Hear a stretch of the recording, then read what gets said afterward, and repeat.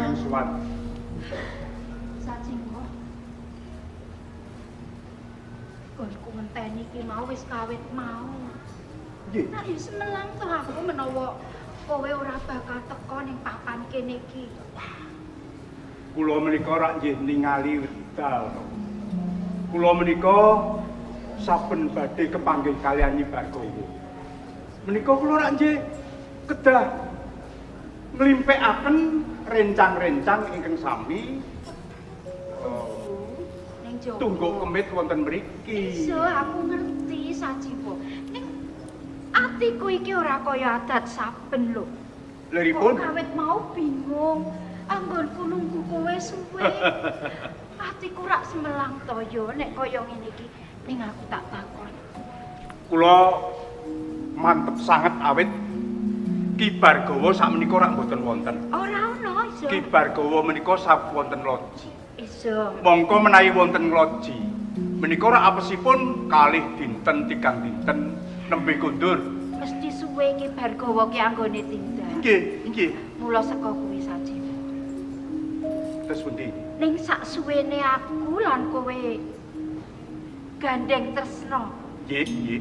sing tanpa dingerteni sapa wae, kowe ora bakal ngapusi aku to, ora bakal Boten. ninggalke aku to. Perkawis sesambetan kula kaliyan Nyi Bargawa menika primpen sanget. Boten wonten tiyang ingkang ngertos. Saestu menika. Mergo Namung ingkang kula kuwatosaken menika piye? inggih namung panjenengan lho Nyi.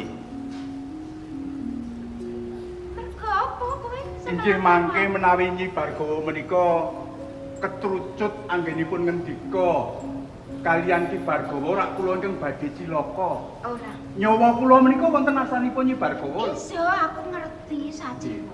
Mula saka kuwi, saben-saben Nggih. Ki Bargawa tindak, Nggih. kowe takon metu lawang mburi. Nggih, nggih. Takon teko. Mergo kasunyatane tresnaku ki mung karo kowe. Jebule wong tresna mono ketunggon bondo akeh, nek tanpa dilandhesi rasa tresna sing tulus, kuwi angel kok. Inggih, ingkang nama tresna menika ora kudu ndarbeni. Ning rak kula menika saged caket sak wanci-wanci kaliyan Nyi Bargawa. Iso. Inggih to? Ning aku ki ya sok jengkel lho karo. Jengkelipun. Ya senengane kuwi kok. Apa jenenge? Menawa Ki Bargawa ngendika perkara candu, kowe anane ijo-ijo. Ah menika kangge cara Nyi. Menika cara kula.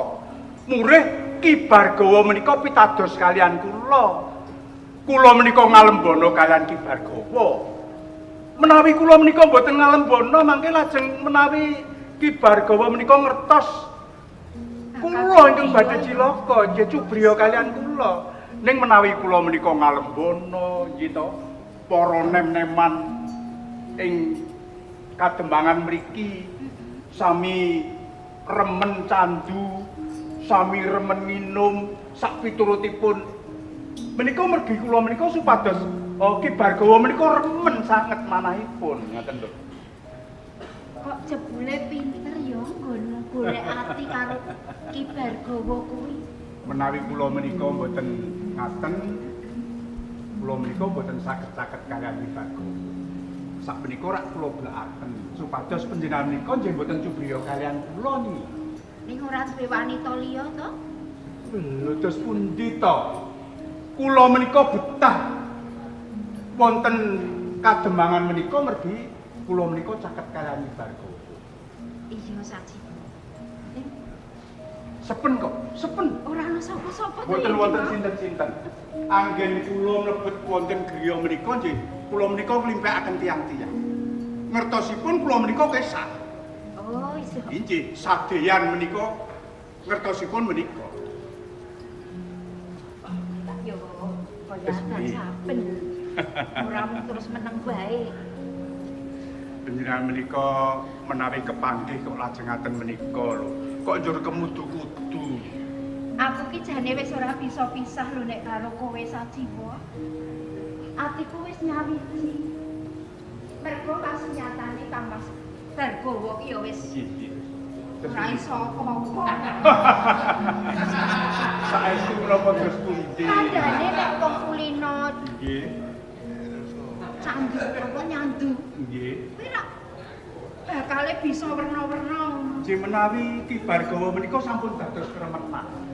Kremenanipun menika namung minum lajeng nyanyi. Menawi sampun ngaten lajeng boten emut kalian sinten-sinten. Karo garwa Welali lho.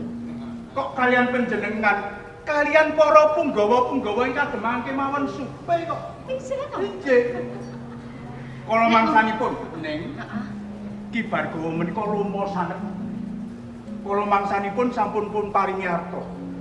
Sami pun paringi arta menawi Ki Bargawa menika pinuju nyandu, nginum, ngoten lajeng supe. Supe menawi sampun maringi lajeng dipun paringi malih. Ah menika remen sanget menika Senengane lari-lari. terus do kaya ngono kuwi ya. Nggih. Boten bentenipun panjenengan. Panjenengan menika menawi kalian kula nggih menapa-menapa sok glogok. Iya to. Bisa, mergo. Boten awel. Mergo kowe iki wong sing tak tresnani.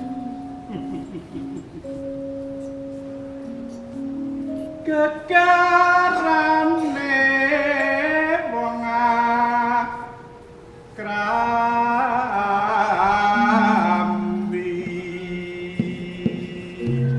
Kaya ngene iki lho sing gawe hatiku. Sing aku kepengin tansah bisa sesandingan karo kowe. Tutup pada tutup rupa.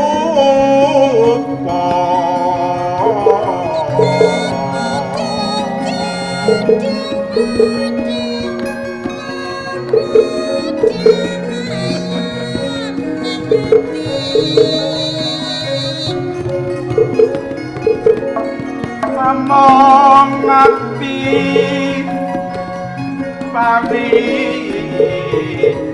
tane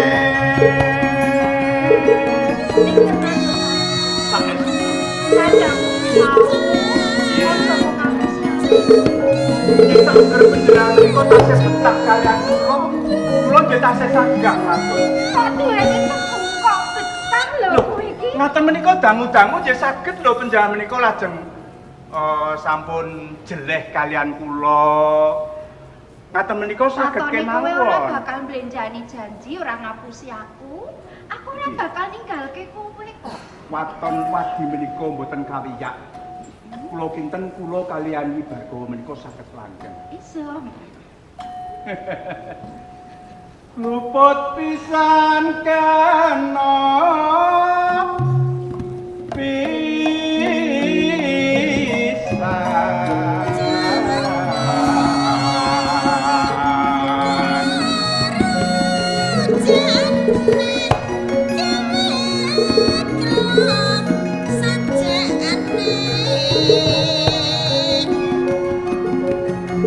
yen gampang luwe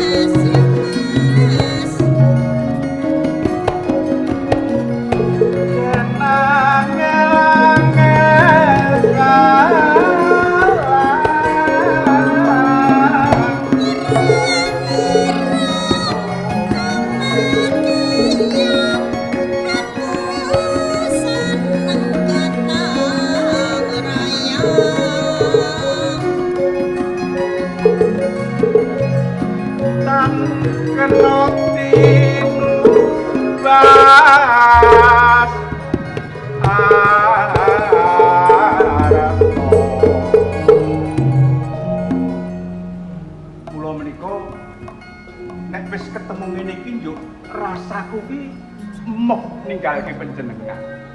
Iso. Semono uga atiku sajiwa.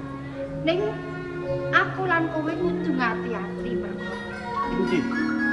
Menika menawi panjenengan menika saged nyimpen wates menika. kula kinten kula kalian panjenengan niku ugi mboten badhe kadenangan dening sinten-sinten. Waton kula saged kemawon. Iki kok kaya ora kaya adat sampun. Kenapa? Kok atiku kaya ora kepenak to ya? Boten wonten sinten-sinten kok. Boten wonten sinten-sinten. Sampun to, manahipun menika dipun tentremaken kemawon. Pun sinten ingkang badhe wani mlebet wonten mriki? Muga-muga wae ora ana apa-apa ya Saji. Menapa malih mriki menika rak patunggon to. Sapa sing arep wani mlebu ning patunggon? Kula sekopmu. Sing baku atiku atimu nyawiji Saji. Inggih, leres. Pokokipun manahipun dipun tentremaken. Namung semanten kula nggih mboten saged dangu. Kula mboten saged dangu wonten papan mriki. Ngono kuwi to.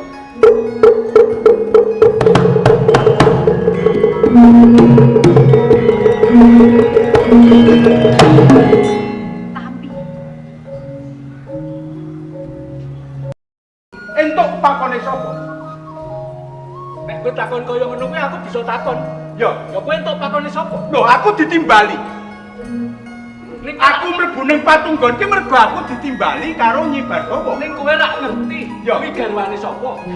Garwane Ki Bargawa. Ngerti aku. Ngerti. Ya nek ora apa-apa Tresno, aku tak matur. sik. Kok kok dhisik piye? Arep matur apa kowe? Matur karo sapa? Ayo matur. Ki Bargawa. Tapi Apa? kowe wis ngonangi aku. Tegese kowe wis ngerti apa karo Nyi Bargawa. Nek nganti perkara iki tok aturke ning ngersani Ki Bargawa. Hati-hati. Lho, nyawamu ora bakal dawa. Di rumangsamu awang kowe kudune ngerti nek iki garwane Ki Bargawa kok kowe komo wali. Yo, takoni. Pancen aku ana sambung tresna karo Nyi Bargawa. Ning kowe wis ngerti. Mergo sing ngerti mung kowe dhewe. Nek nganti kowe lapor, iki aku sing bakal cilaka. Mula kowe ora bisa lunga saka papan dene. Tapi, loh, papan kowe.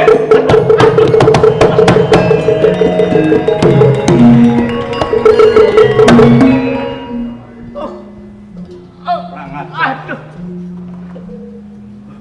Tapi ki ning kene iki sing tansah paring kekucah ki ya aku. Injih. Ning piyambakipun menika sampun denangi. Sampun ngonangi awakipun piyambak. Nek perkara niki tambi mboten kula pateni. Niki mengke bakal kewiyak padine dhewe. Ning terus perkara iki piye? Aduh, pripun iki? Pripun iki ora ono. Mergo tambi ki wis mati. Oh, ngaten mawon. Iki Ora ora. menika. Lagi. Tapi Ki Wah. Wah. ki perkara Ngono kedadian kaya ngene. nggih. tambi Iki patunggonmu iki. Sik. Tambi niku arep. Tambi niku Nggih. Tambi menika Kowe ingkang mejahi kula. Awit tambi niku arep tumindak sing ora bener. leres. Tujuanipun enten sajiwa sing nyelametke kula. Nek mboten nak bakal cilaka to gawe wirang. piye? Kula menika ingkang ngonangi. Piyambakipun menika mlebet wonten patunggon. Menika rak kula toten. Kula ingkang ngetotaken. Piyambakipun mlebet manggi kaliyan Nyi Bargawa. Badhe kurang ajar nggih. Iso sajiwa. Badhe jamah Nyi Bargawa, Sofi. Tam ola jengklo pejahi. Ini.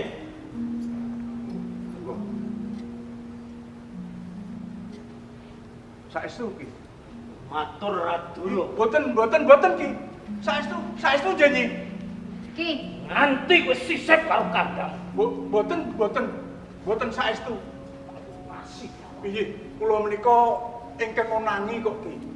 Kula menika ingkang ngetotaken tambi. Piyambakipun mlebet lajeng kula tututi mlebet. Tambi arep kurang ajar karo Injih badhe jamah kalian Nyi Bargawa. lah ki ngaten menika lho menawi panjenengan ki ora tau gatekke kula. Ah. Sing kluntah-kluntuh wong lanang kaya ngono ngarep wani sembrono kalih kula. Tapi menawi wonten kedadosan kados ngaten dados pundi? Kula menika boten nyono lho. Tambi kok wani kurang ajar tekan setuju. Ya ana kowe. Nggih. Yen ora ana kowe dadi apa? Nah, iki Ajine diriku. Tambi mung atase gedibal. Wani kurang ajar karo. nggih. Nggih ngaten menika menawi panjenengan menika sanget-sanget anggenipun tresnani kalian abdi. Panjenengan menika diasring ugung kalian Tambi terus entek-entekane neranyak kados ngaten menika. Aku sing luput iki. Nggih. Aku sing luput iki. Lah iki wong panjenengan ya ora tau gatekke bojo. Yo. Wis nek ngono aku tak ora lunga-lunga wae. Aku tak ora lunga wis. Maneman kaya ngene kok ngarep dicamah karo pripun iki mriku? Mongko menawi tindak menika asring 3 dinten nembe kondur. Iya. Gangsal dinten nembe kondur. Wah, sak dangunipun gangsal dinten bungai menika. Wonten sampeyan lho. Tujune ana sajiwa. Nggih. Nek ora wah nganti kedrarum-drarum kaya ngene.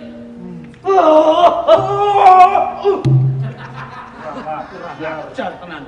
Ngomong gedabal kok. Ning iki mau rong nganti kedadian apa? Dereng. Tenane. Dereng ki. Nembe dipun aret-aret menika, Wong. Ngono aret-aret ngaten menika. Ngene. Kowe nek iki gandeng ning Karang Sambong iki lak padha mesagrah prajurit Mataram. Nggih. Nek ana Rajapati ning kene ning kabenangan prajurit malah dadi perkara. Iki kersanipun Terus Kabeh tandha bukti kudu diilangi. menika bukti gaman menika sampun Iki wis tak cekel. Mengko bakal tak singetake tak ilang. Nggih. Lan iki Iya, ajeng Tambi dados pundi? sisiwe Tambi iki buang ning Kali Sambong. Kali sambung mriku. Oh. Diguang. Ayo, Sik. Iya. Sing Nggih. kowe kandha karo wong-wong. Nggih. Klebu sampean. Kandha karo wong-wong. Nanti sisiwe Tambi iki konangan warga Karang Sambong kandha nek sing mateni pantun. Panuntun. Oh, panuntun sing dadi pepalange Wiguna. Oh, nggih. Ngerti kan? Ngertos. Mangke badhe kula sebaraken dhateng tiyang-tiyang ing Karang Sambong mriki. Yen sing mateni Tambi panuntun. Kal panuntun digolek. Eling-eling. Wis sakmenika dipun bucal. Diguak. Ayo.